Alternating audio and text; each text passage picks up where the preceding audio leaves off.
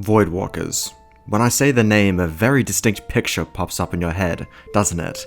A freshy ganker drooling all over their keyboard at the sight of free relics, the easy messages in chat. Sorry, I'm getting ahead of myself. Take this as an example. I think that Voidwalkers as a concept have been muddied by the player base that they now hold today. Really think about it.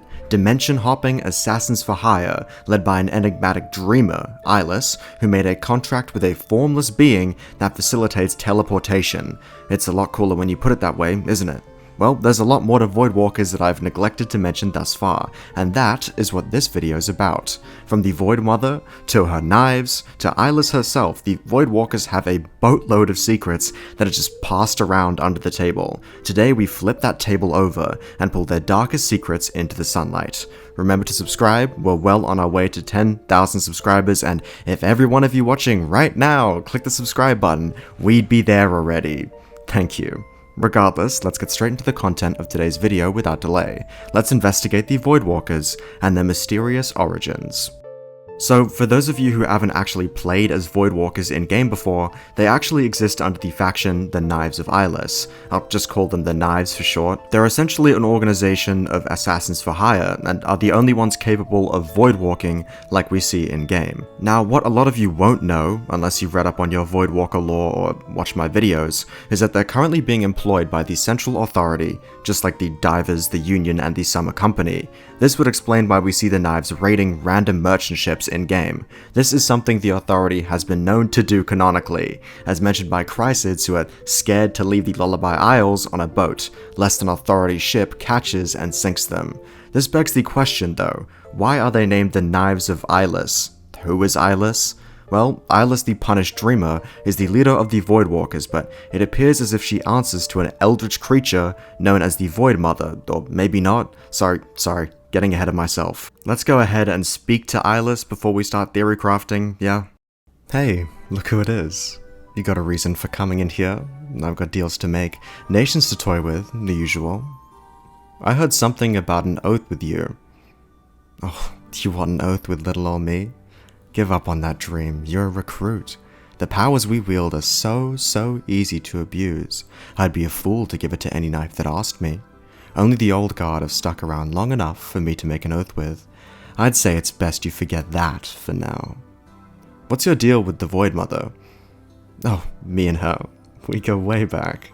Long-time friendship, you see. She holds back a scoff. I'd simply been at the right place at the right time, little knife. Anything more than that, I'm sworn to secrecy. She holds her finger in front of her mouth, making a shush expression with it. Now then, run along. What's our purpose here? She laughs, clearly amused by your question. What is it that you want? Money? Power? To feel good about yourself? You did read the contract I gave you, yes? Go out and take jobs from the board, whelp. And the plan you mentioned? Oh, that little thing. Keep it in the back of your head for now, little whelp. You're still dull, desperately in need of being tempered and refined. But I am watching you, little knife. You're different from the rest. I'll be keeping a close eye. There's honestly not a lot to say here, besides the obvious observations like Eylis' title as the Punished Dreamer. Eylis keeps a lot of her own backstory dreadfully vague. However, we are teased with the mention of a future oath, although I doubt that'll ever be added, considering how long that dialogue's been there. Considering how dry Eylis' dialogue is here, you'd think that there isn't much to talk about, but it's not just Eylis who we can talk to in the Voidheart. Eylis' partner, friend, whatever, the Voidmother, skulks in the back of the Voidheart, and you can surprisingly strike up a conversation with this ball of black mass. Your heart is of empty will, knife. A soul as vast as the void sea itself, yet unchanging in tide. Why are you here? What are you?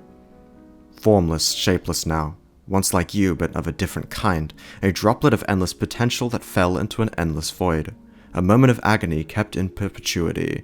No beginning nor end. I exist, I am here, as the all-beyond of a dream you once had. What does that mean? Worry not, dull knife. You are but the fleeting emotions of a dream longer than a time you could comprehend. All that you must understand is, I am here as I am beyond, and I will do as I have done.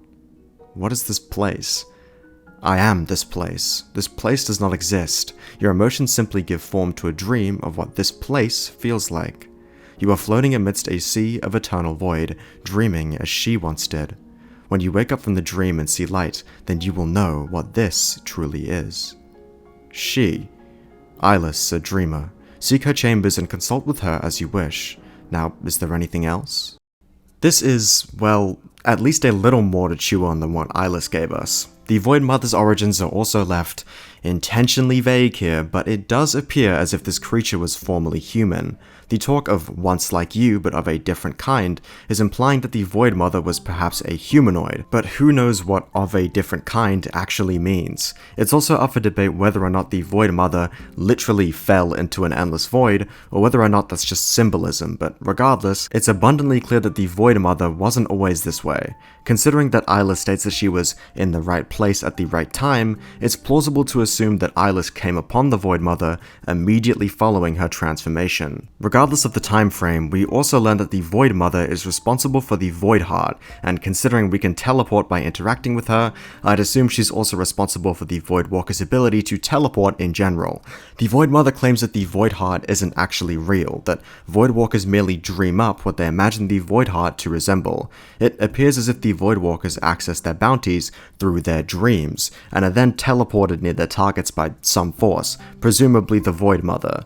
I believe it's also possible that the bodies of Voidwalkers are simply floating in some immense void whenever they enter this dream, and this void kicks them out at this destination whenever they choose to return to consciousness. Confused? Well, basically, become a Voidwalker, make a contract with the Voidmother or with Eylis, doesn't matter, activate the Void Eye, enter the Void Heart, and dream up what it looks like. Either your physical body enters some sort of void, or your physical body stays put in Lumen, doesn't make much difference. Choose your bounty/destination, and teleport to that location.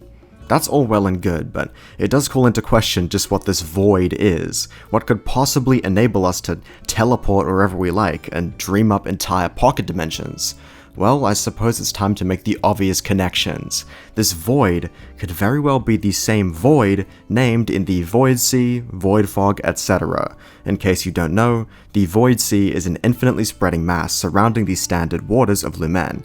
Within the Void Sea, time and space starts to distort. Think of it as Deepwoken's Bermuda Triangle. Considering that the name Voidmother and her reference to the Void Sea, I mean, come on. We can assume that the Voidmother has somehow harnessed the power of this void that distorts time and space and is presumably brought by the depths. How exactly? Well, let's call back to the Voidmother's earlier dialogue. Once like you, but of a different kind, a droplet of endless potential that fell into an endless void, a moment of agony kept in perpetuity, no beginning nor end. I exist, I am here, as the all beyond of a dream you once had. A moment of agony kept in perpetuity sounds a lot like the Voidmother's been frozen in time, lost in the void, doesn't it? It's entirely possible, dare I say likely, that the Voidmother's comment that she fell into an endless void should be taken literally. The Voidmother is somehow trapped or fused with the void that distorts time and space on the outskirts of Lumen. What's interesting though is that the Voidmother says that she's just like us, calls us a droplet of endless potential, and then says that she's the all beyond of a dream we once had. Considering Eylis also says that we're special, there's clearly something going on here. The Voidmother's words could be interpreted as literal, as in case you haven't noticed, Deepwoken's player character does have insane potential. We go from getting slapped around by bandits to potentially negativing the scion of a literal god in no time at all, not to mention our clear status as the one that the Trial of One is looking for. It's possible that the Voidmother shared this level of potential but fell into the void surrounding Lumen and was lost forever. Considering Eylis was in the right place at the right time when she met the Voidmother, I'd wager a bet that these two, Eylis and the Voidmother, met in the Void Sea. There is one more thing I've got to address though, Eylis' status as the punished dreamer. The Voidmother states that we're dreaming as she once did, when we enter the Void Heart, which we then learn is referring to Eylis. Why is Eylis not dreaming anymore? Why is she the punished dreamer? Well, here's my theory. Won't get much better than this. Eylis was originally a dreamer in the literal sense. She quite literally had a dream, a goal, etc. Her goal was to establish some sort of mercenary force, something which was eventually discovered by some body of government wherever she lived. For dreaming of establishing a mercenary organization, she was punished by way of exile to the Void Sea. While sailing in the Void Sea, she somehow came upon the Voidmother, who made her dream reality. She could now build the Void Heart and the mercenary force she wanted. However, it would exist in her literal dream, enabled by the Voidmother. Under the terms of a contract, the Voidmother would now allow Eylis to influence others through the Void and their dreams. Since this was some sort of deal, I'm sure that the Voidmother received something in return, although I'm not sure what that is. However, I do have a sneaking suspicion that Eylis can no longer leave the Void, now bound to the Voidmother in some way. Think about it this way. Eylis mentions her own personal goals, which she plans to reveal at a later date. What if that goal was more important than you'd initially assume? What if the true purpose of Eylis' band of mercenaries was to ultimately free her body from the Void Sea, adrift, trapped in time, forever dreaming? Oh, and Eylis and Claris are twins or something. Rag said they're two sides of the same coin, but I'm 80% sure they just reused a character design between the two and called it a day. I'm not spending half a day making an Eylis and Claris twin theory. I don't get paid enough for this. Also, please subscribe. Please subscribe.